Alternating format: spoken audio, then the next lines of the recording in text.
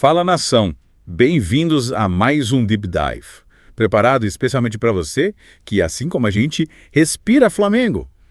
Hoje a gente vai mergulhar de cabeça nos últimos acontecimentos do Mengão. É isso aí, desvendando os mistérios e analisando cada jogada dessa novela rubro-negra. E olha, essa semana foi agitada, hein? Nossa, agitadíssima, tivemos bomba, especulações, reviravoltas. É muita coisa, muita coisa. Preparem-se para fortes emoções. Preparem o coraçãozinho. Porque o Mengão não decepciona quando o assunto é notícia. Não decepciona mesmo. Começando com o que deixou a torcida empolvorosa, né? A possível e agora confirmada saída do Gabigol.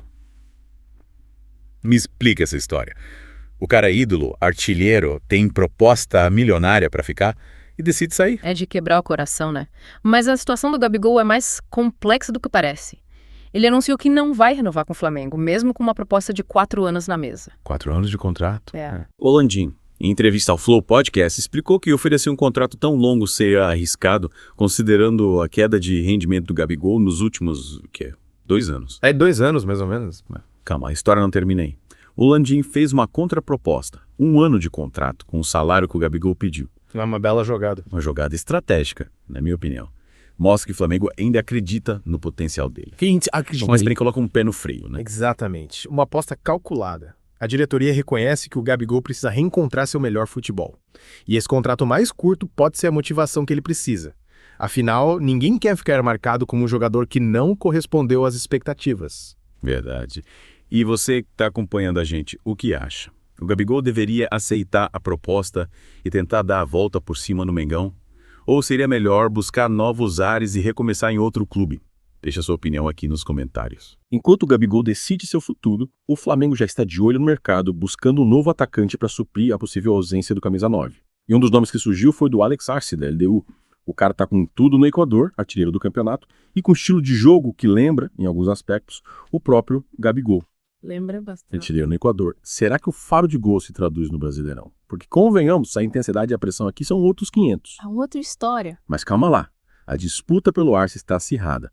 Parece que um clube turco também está interessado e a proposta é tentadora.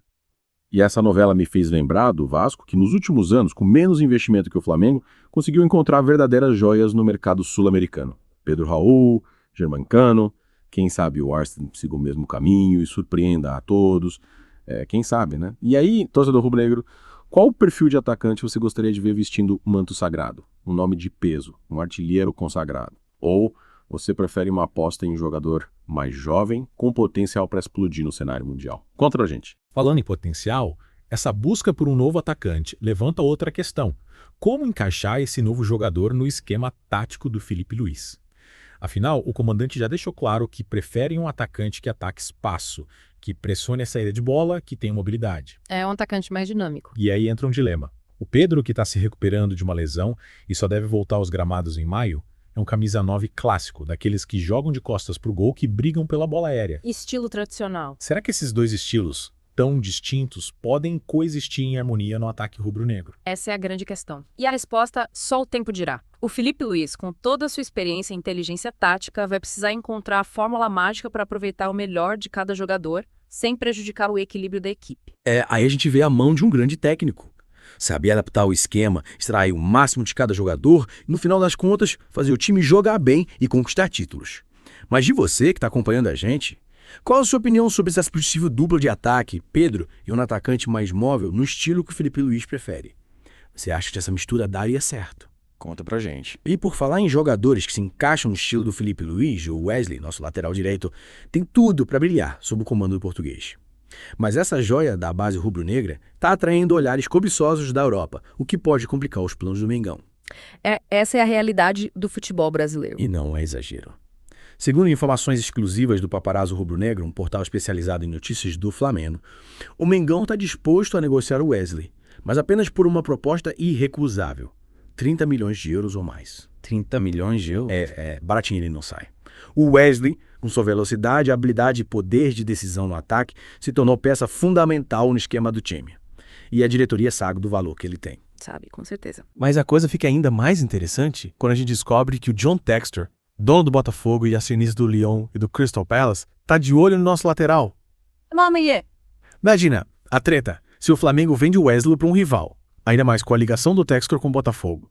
a torcida ia botar fogo no Maraca. Mas a gente sabe que no mundo do futebol, às vezes o dinheiro fala mais alto, né? Fala mais alto. E uma proposta milionária pode balançar a teu coração mais rubro-negro. E eu fico a pergunta, qual seria o preço justo pelo Wesley? Será que o Flamengo deve abrir mão de uma joia da base para equilibrar as contas e investir em outros reforços? Ou seria melhor segurar o jogador e construir um time ainda mais forte em torno dele? Difícil decisão. Difícil decisão. De um lado, a necessidade de manter as finanças saudáveis. Do outro, o desejo de ter um time competitivo brigando por títulos. E você que nos acompanha, o que faria se estivesse no lugar da diretoria? Venderia o Wesley por um valor astronômico? Ou tentaria segurá-lo a qualquer custo? É o que você faria. E o mercado europeu não está de olho apenas no Wesley, não. Loran, outra promessa da base rubro-negra, também está na mira dos gigantes do velho continente. Estamos falando de clubes como Arsenal, Manchester City, Real Madrid e Barcelona. A lista é de respeito. Só de crente. Parece que a fábrica de talentos do Ninho do Urubu está a todo vapor. Loran, com apenas 18 anos, já demonstra um potencial absurdo, despertando o interesse dos maiores clubes do mundo. Imagina só a responsabilidade de um garoto tão jovem lidar com essa pressão, com esses tubarões do futebol disputando sua contratação. É muita pressão. E essa possível venda do Loran, além do impacto esportivo, pode ter um peso enorme nas finanças do Flamengo. Como foi destacado em uma matéria do jornalista Rodrigo Matos, a dívida do clube vem aumentando. E a venda de um jogador como o Loran seria uma injeção de dinheiro, e tanto nos cofres rubro-negros. Seria uma baita ajuda. Pois é, a gente sabe que o futebol moderno é um negócio e às vezes decisões difíceis precisam ser tomadas para garantir a saúde financeira do clube. Mas e aí, torcedor, quanto você acha que o Flamengo conseguiria em uma possível venda do Loran? Manda pra gente sua opinião. É isso aí. Falando em dinheiro, vamos encerrar essa primeira parte do nosso Deep Dive com uma história que, apesar de envolver cifras milionárias, tem um toque de humor. A saga do pagamento do Hugo Souza pelo Corinthians. Essa é boa. Parece que o Timão tá com o bolso apertado e atrasou a segunda parcela da conta do goleiro. Mas calma, o presidente do Corinthians garantiu que o pagamento será feito até o dia 30 de novembro. Será que ele vai cumprir a promessa? Ou o Mengão vai ter que pedir o Hugo de volta por falta de pagamento? Veremos. Imagina só a zoeira da torcida se o Corinthians perdeu o Hugo porque não conseguiu pagar a conta. Seria um prato cheio para os memes e provocações. Mas, brincadeiras à parte, essa discussão levanta um questionamento. Será que esse atraso é apenas um sinal de desorganização? Ou será que o Timão está enfrentando problemas financeiros mais sérios? Boa pergunta. E você que está acompanhando a gente, o que acha dessa história? É só um tropeço, um sinal de alerta para o Corinthians? Deixe sua opinião nos comentários. Isso. E aí, nossa rubro-negra de volta para a segunda parte do nosso Deep Dive, É isso aí? onde a gente vai mergulhar nos desafios Mergulhar. que o Felipe Luiz vai enfrentar na temporada de 2025. Exatamente, Gabi. E se preparem, porque a coisa promete ser intensa, hein? É. Uma das grandes questões é como o Felipe Luiz vai montar o ataque do Flamengo com a possível saída do Gabigol e a volta do Pedro. E tem um estilo de jogo completamente diferente. Pois é, e não podemos esquecer que o Pedro só volta lá para maio. É verdade.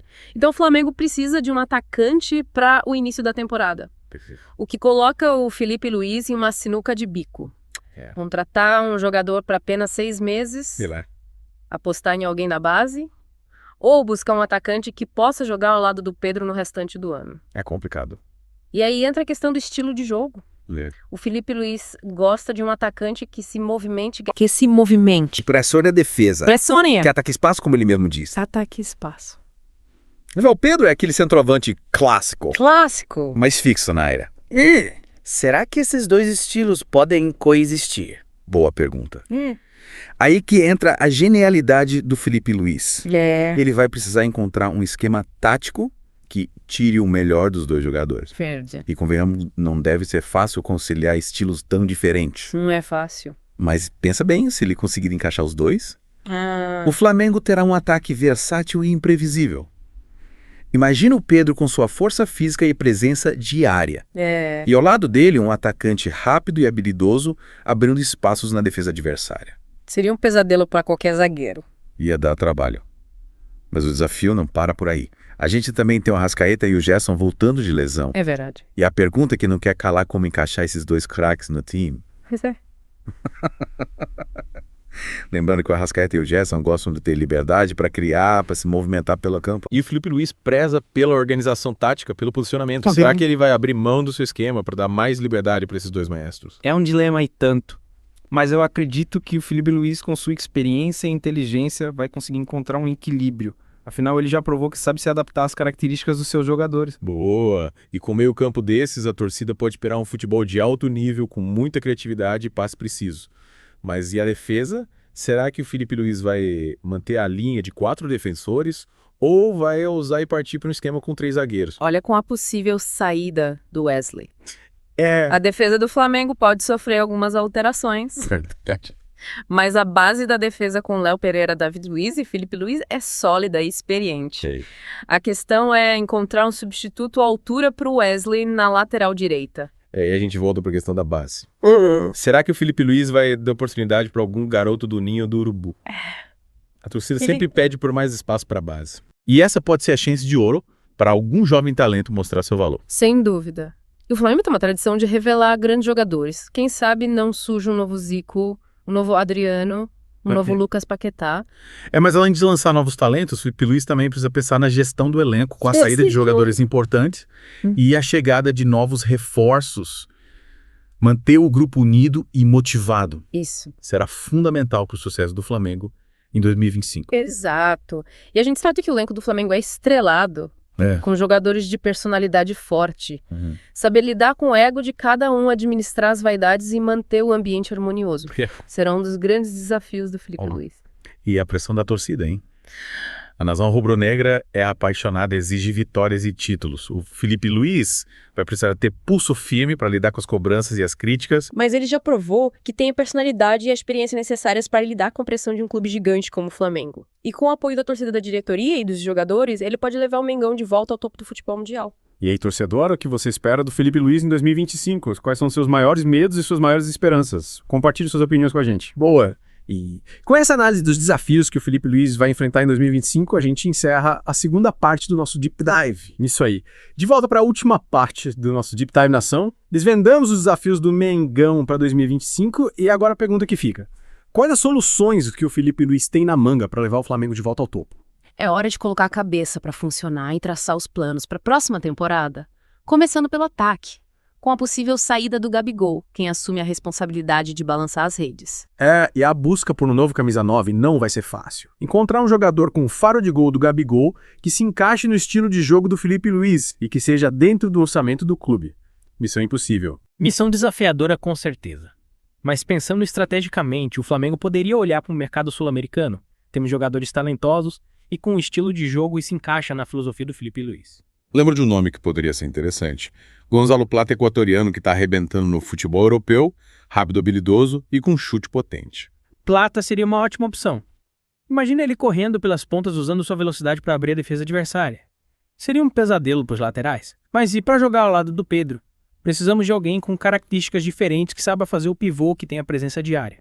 E se a solução tivesse dentro de casa, Rodrigo Muniz, que é da base rubro-negra, está emprestado ao Fulham e poderia ser uma boa opção para compor o ataque. Seria um retorno triunfal. Muniz já conhece o clube e a torcida e tem potencial para brilhar ao lado do Pedro mais. Mas além das contratações pontuais, o Filipe precisa definir o esquema tático ideal para extrair o máximo do elenco. Com o Arrascaeta e o Gerson voltando de lesão, a gente pode sonhar com um meio-campo mágico. Mas como encaixar esses dois craques sem desequilibrar o time? Uma solução interessante seria um esquema com 3 zagueiros, o que daria mais liberdade para o Arrascaeta e o Gerson ditarem o ritmo do jogo no meio-campo. Com 3 zagueiros, o Filipe Luís poderia usar o Wesley e o Ayrton Lucas como alas, explorando a velocidade e a habilidade dos dois. E no ataque, as opções seriam inúmeras. 2 atacantes com Plata e Muniz, ou até mesmo 3 com a entrada do Bruno Henrique ou do Cebolinha. Um leque de opções para o Filipe Luís, mas independentemente do esquema tático, a grande chave para o sucesso do Flamengo em 2025 será a gestão do elenco. Com a saída de jogadores importantes e a chegada de novos reforços, manter a união e a harmonia do grupo será fundamental. E com o elenco cheio de estrelas, a missão do Filipe Luís não vai ser fácil. É que a gente sabe que o ego e as vaidades podem atrapalhar o desempenho de qualquer time. O Filipe Luís vai precisar usar toda a sua experiência e liderança para manter o grupo focado nos objetivos. E não podemos esquecer a pressão da torcida. A nação rubro-negra é apaixonada, exige vitórias, títulos e futebol bonito. O Filipe Luís terá que lidar com as cobranças e as críticas que fazem parte do dia a dia de um clube gigante como o Flamengo. Mas apesar de todos os desafios, acreditamos que o Filipe Luís tem tudo para dar certo no comando do Mengão. Ele já provou sua competência em grandes clubes da Europa e sua inteligência tática e capacidade de liderança serão fundamentais para conduzir o Flamengo de volta ao topo. E com o apoio da torcida da diretoria e dos jogadores, o Flamengo tem tudo para fazer de 2025 um ano histórico, com conquistas e momentos memoráveis que ficarão para sempre na memória da nação rubro-negra. E assim chegamos ao fim do nosso Deep Dive. Esperamos que vocês tenham gostado da nossa análise das nossas especulações e que estejam preparados para mais uma temporada emocionante do Mengão. E não se esqueçam, compartilhem suas opiniões, sugestões e palpites para o Flamengo em 2025. Queremos saber o que a nação rubro-negra está pensando. Valeu, nação. Até a próxima run.